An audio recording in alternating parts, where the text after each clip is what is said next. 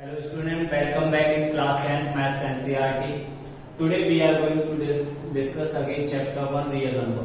तो कल real number हमारा कंप्लीट हो चुका था और उसका कल मैंने आपको टेस्ट भी दिया था। तो टेस्ट में एक क्वेश्चन था जो मैंने आपको नहीं कर पाया था, ये मैंने चैप्टर 1 के एग्जाम्पल से उठाया था। तो आप लोगों ने तो कोई कमेंट किया नहीं, फिर भी मैं इस क्वेश्चन को आपको करके बता दे रहा हूँ कि किस तरीके से करना है। तो आपने एक्सरसाइज 1.1 में एक आर्मी कंटिजेंट वाला क्वेश्चन किया था, उसी पैटर्न का बेस्ड था। कल भी मैंने आपको हिंट दी कि उसी पैटर्न का बेस्ड एक प्रॉब्लम है। ओके, तो किस तरीके से करना है वो आज देखेंगे। तो मैंने आपको कई बार बोला है कि किसी भी क्वेश्चन को सॉल्व करने से पहले उसकी लैंग्वेज समझिए कि क्वेश्चन कहना क्या चाह रहा है। अगर आप क्वेश्चन की लैंग्वेज समझ गए इसका मतलब है कि आधा क्वेश्चन तो आपका वही सॉल्व हो गया। ठीक है, तो देखते हैं क्वेश्चन में क्या है। A sweet seller has 420 काजू बर्फीज and 130 बादाम बर्फी। एक मिठाई वाला है जिसके पास 420 काजू बर्फी है और 130 बादाम बर्फीज है। She wants to stack them in such a way that each stack has a same number। और वह उनको इस तरीके से अरेंज करना चाहती है या इस तरीके से स्टैक लगाना चाहती है। स्टैक मतलब एक के ऊपर एक रखना, गड्डी लगाना एक तरह से। ठीक है, इस तरीके से स्टैक करना चाहते हैं कि हर एक स्टैक में सेम बर्फीज हो, कि अगर एक स्टैक में 10 बर्फी रखी है तो सभी स्टैक में 10-10 ही बर्फी रखी जाएंगी। And they take up least area of the tray. और साथ ही साथ उन बर्फीज को इस तरीके से अरेंज करना है कि आपकी वो ट्रे की कम से कम जगह घेरे, कम से कम जगह में हमारी सारी की सारी बर्फीज सेट हो जाए। What is the number can be placed in each stack for this purpose. तो आपको ये पर्पस अचीव करने के लिए एक स्टैक में मैक्सिमम कितनी बर्फियां रखनी पड़ेगी। ठीक है, ये तो था हमारा क्वेश्चन। इसको मैं डायग्राम से भी आपको समझाने की कोशिश करता हूँ। मान लीजिए ये रही आपके पास ट्रे। ओके, ये आपकी ट्रे है। इस ट्रे में आपको काजू बर्फी भी सेट करनी है और साथ ही साथ बादाम बर्फी। तो काजू बर्फी कितनी है आपके पास? 420 काजू बर्फी है और साथ ही साथ 130 आपके पास बादाम बर्फी है।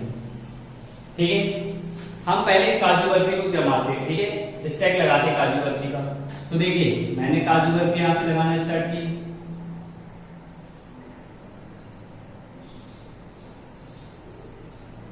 एक स्टैक लग गया,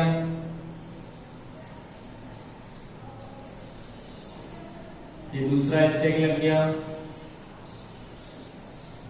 इस तरीके से तीसरा स्टैक। इस तरीके से आपको यहाँ पे काजू बर्फी के स्टैक लगाने हैं। अब देखिए क्वेश्चन को मतलब स्टैक इस तरीके से लगाने हैं कि वो ट्रे की कम से कम जगह घेरे। तो अब सपोज करो यहाँ पे देखिए, यहाँ पे भी कुछ काजू बर्फी के पीसेस आ सकते थे पर मैंने जगह छोड़ दी है। तो अगर मैंने ऊपर इतनी जगह छोड़ दी है तो ये काजू बर्फी इस ट्रे पे ज्यादा जगह घेरेगी, कम जगह घेरेगी? तो ऑब्वियसली अगर मैं ऊपर जगह छोड़ के चल रहा हूँ तो ये ट्रे पे ज्यादा जगह घेरेगी, जबकि हमें ट्रे पे किस तरीके से अरेंज करना है कि वो ट्रे का कम से कम हिस्सा घेरे। इसका मतलब यहाँ पे अभी काजू बर्फी और बन सकती थी तो उनको और रखिए। मतलब स्टैक इस तरीके से लगाना है कि उसमें मैक्सिमम ज्यादा से ज्यादा काजू बर्फी आप रख सकें। ठीक है, तो ये स्टैक लग गया। इस तरीके से आपने मान लीजिए यहाँ तक काजू बर्फी रखी है। ठीक है, अब इसी तरीके से अब काजू बर्फी प्लेस हो गई है। सेम अब बादाम बर्फी इसको रखते हैं। ये हमारी इस तरीके से बादाम बर्फी इसके स्टैक लग गए। Okay,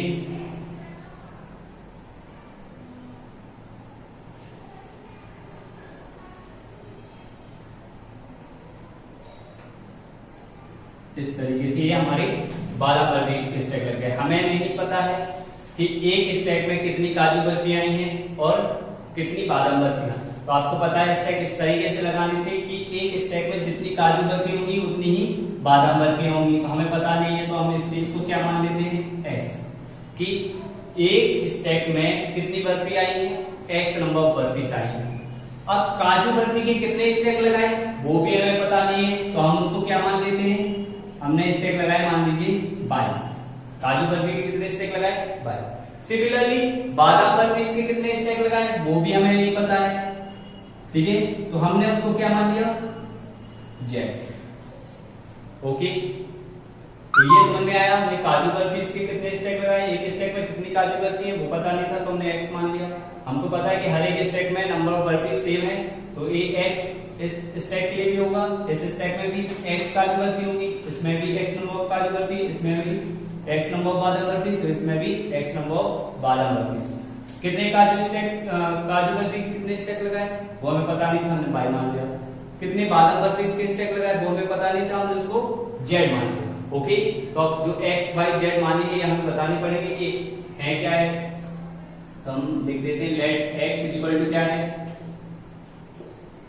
number of barfis. X क्या थी, number of barfi in each stack, एक स्टैक में कितनी बर्फी है वो हमारा एक्स है। बाई क्या था, फिगर से देखते जाइए और लिखते जाइए।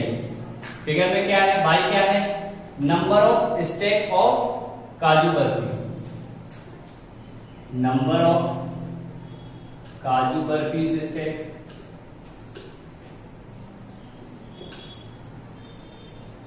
ओके, जेड क्या था, जेड भी देख लीजिए, नंबर ऑफ स्टैक ऑफ बादाम बर्फीज, नंबर ऑफ स्टैक ऑफ बादाम बर्फीज। ठीक है, अब देखिए मैं काजू बर्फी की बात कर रहा हूं। काजू बर्फी के आपने कितने स्टैक लगाए हैं, 22, और एक स्टैक में बर्फी कितनी है, एक्स, तो टोटल बर्फी कितनी हो जाएंगी। देखिए इसको एक एग्जांपल से ले लीजिए कि आपके पास मान लीजिए बर्फी है, ये 5 बर्फी है एक स्टैक में, इधर भी 5 बर्फी है, इधर भी। आपने कितने स्टैक लगाए हैं, 3 स्टैक, और एक स्टेक में कितनी बर्फियां हैं, 5, तो टोटल बर्फीज कितनी होंगी आपकी, टोटल होंगी number of barfis multiply number of stack, total barfi कितनी होंगी 50। आप काउंट करके भी देख सकते हैं। सिमिलरली यहाँ पे देखिए नंबर ऑफ काजू बर्फी के कितने स्टेक हैं, 22, 3 की जगह क्या है 22, और एक स्टेक में कितनी बर्फियां हैं, x, तो टोटल नंबर ऑफ बर्फीज कितनी होंगी, x इंटू 22। सिमिलरली एग्जांपल पे बेस्ड है, एग्जांपल आपको छोटे नंबर से बताया था, समझ में आया होगा, उसी तरीके से ये भी करना है। तो टोटल नंबर ऑफ काजू बर्फीज कितनी हो जाएंगी आपकी, total number of kaju barfis is equal to x multiply by, और आपको क्वेश्चन में कितनी दी गई है काजू बर्फी, 420, ये क्या आ गया 420 is equal to x multiply by, question first मान लीजिए इसको। ओके, नाउ अब हम आते हैं बादाम बर्फी।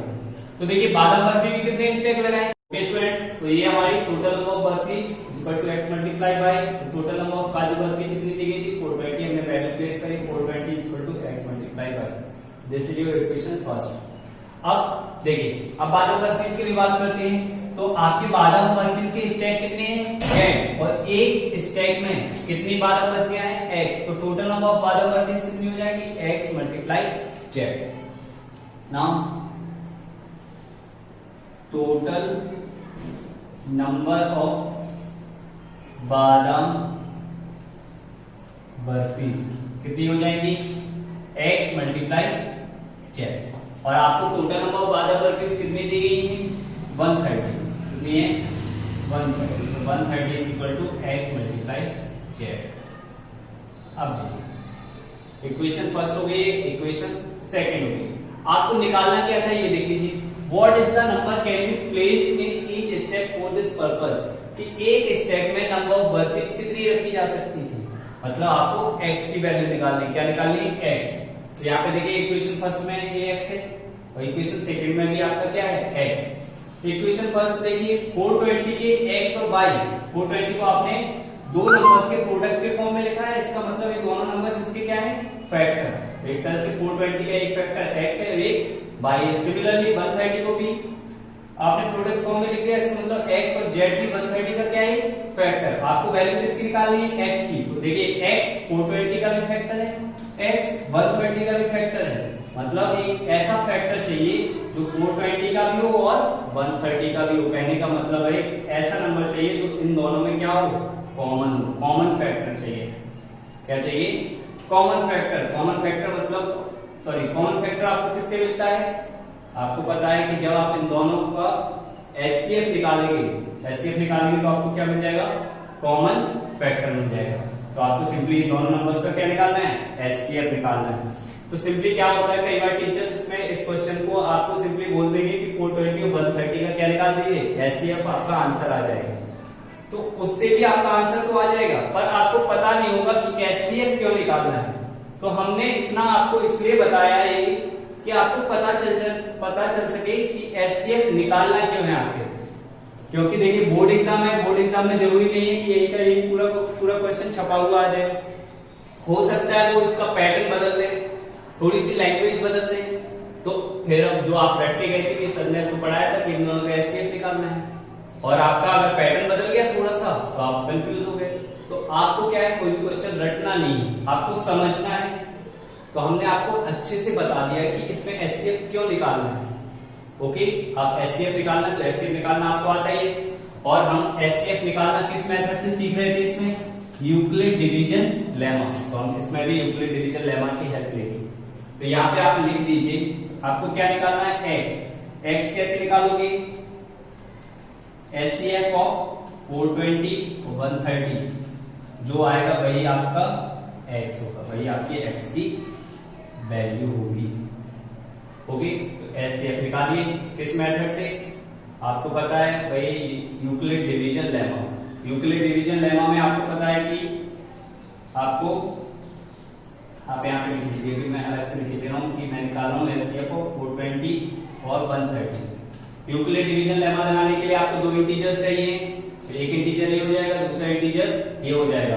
आपका दो इंटीजर ए और बी मानते हो, ए आप हमेशा बड़े इंटीजर को मानते हो। इसमें बड़ा इंटीजर क्या है? 420। छोटा क्या है? 130। क्या करते हो यूक्लिड डिवीजन लेमा में? आप इससे इसको डिवाइड करोगे और तब तक डिवाइड करते हैं, तब तक फर्दर डिवाइड करते रहते हैं जब तक कि आपका रिमाइंडर क्या नहीं आ जाता है? 0। ओके, तो यहाँ पे मैं आगे आपको इसके नीचे लिखना है, जगह नहीं थी इसलिए मैं साइड। तो यहाँ पे देखिए हम इसको यूक्लिड डिवीजन लेमा से, आपको पता है यूक्लिड डिवीजन एल्गोरिथम का यूज किया जाता है किसको? एचसीएफ निकालने में। तो यूक्लिड डिवीजन एल्गोरिथम में हेल्प लेते हैं यूक्लिड डिवीजन लेमा की। स्टेटमेंट क्या है? Is equal to B Q plus R where R is greater than equal to 0 and less than divisor क्या है? डी। 130 से 420 को डिवाइड करिए, कितनी बार जाएगा? 3 टाइम चला जाएगा क्या? देख लेते हैं 3 टाइम। ओके, 3 टाइम चला गया। 0, 3, 30 बच गए। रिमाइंडर क्या आ गया? रिमाइंडर 0 नहीं आया है, इसका मतलब आपको फर्दर डिवीजन करना है, फर्दर यूक्लिड्स डिवीजन एल्गोरिथम लगानी है। ओके, इसको स्टेटमेंट फॉर्म में लिख दीजिए। ये क्या है आपका? 420। बी क्या है? 130।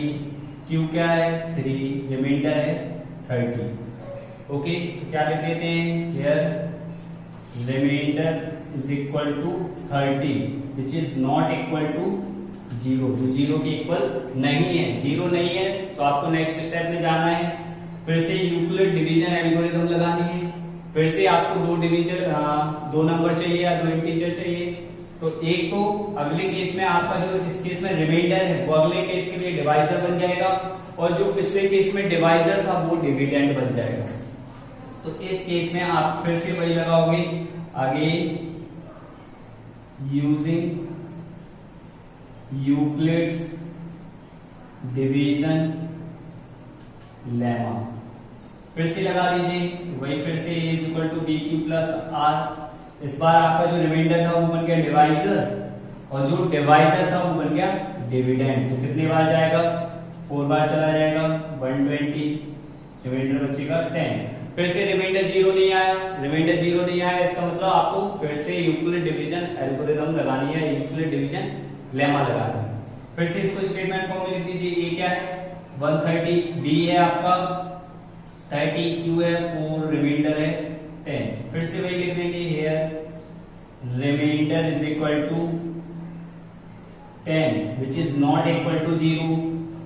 फिर से यूक्लिड डिवीजन लेमा लगाएंगे। तो नेक्स्ट स्टेप के लिए जो इस केस में रिमाइंडर आया है वो डिवाइजर बन जाएगा, और जो इस केस में डिवाइजर था वो डिविडेंड बन जाएगा। तो फिर से भाई अगेन यूजिंग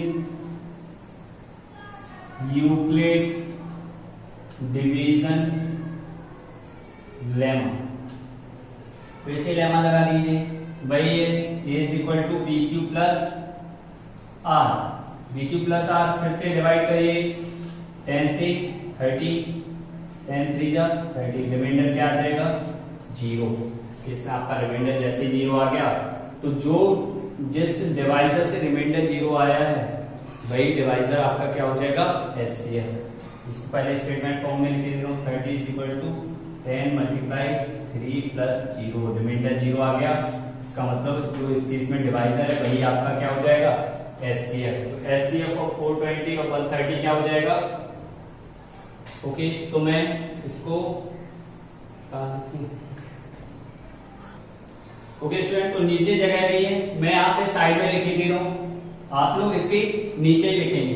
क्या लिखना है, जैसे इस केस में आपका रिमाइंडर 0 आ गया, तो इस केस में जो डिवाइजर था वही आपका एचसीएफ है। एचसीएफ ऑफ 420 130 क्या आ गया 10, और एचसीएफ ऑफ 420 130 क्या है आपका x, तो x क्या आ गया 10। और आपको x ही तो निकालना था, x मतलब आपको क्या निकालना था, hence number of barfis in each stack is equal to कितना हो जाएगा कि हर एक स्टैक में कितनी नंबर ऑफ बर्फीज रखी जाएंगी 10 बर्फियां आप लगाएंगे एक स्टैक में, तो वो ट्रे की कम से कम जगह घेरेगी।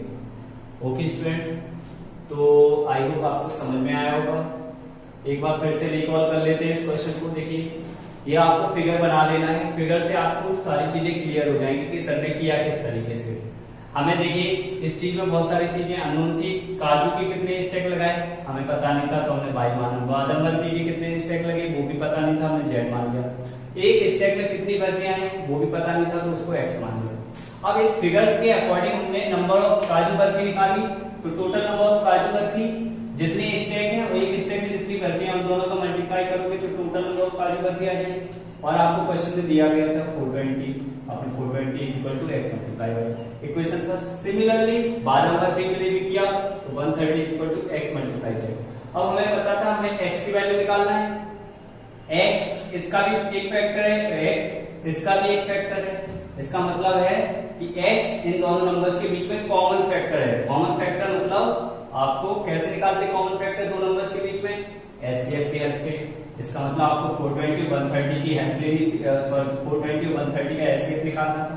जो एचसीएफ आएगा वही आपको कॉमन फैक्टर देगा। कॉमन फैक्टर मतलब x की वैल्यू देगा। तो एचसीएफ ऑफ 420 130 आपने किस मेथड से निकाला, यूक्लिड डिवीजन लेमा की मदद से। तो यूक्लिड डिवीजन लेमा में दो इंटीजर चाहिए, एक इंटीजर a एक इंटीजर a को आप बड़े वाले नंबर को आप हमेशा a मानते, छोटे वाले को b से a को तब तक डिवाइड करते जाओगे जब तक कि रिमाइंडर आपका क्या नहीं आ जाए 0। ओके, तो जैसे जिस स्टेप में रिमाइंडर 0 आ जाता है उस केस में जो डिवाइजर होता है वही आपका एचसीएफ हो जाता है।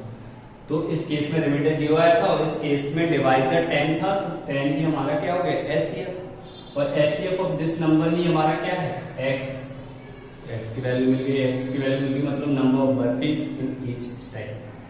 आई होप आपको समझ में आया होगा। And if you have any doubt you can comment in the comment box, I will reply in next video. Okay, thank you.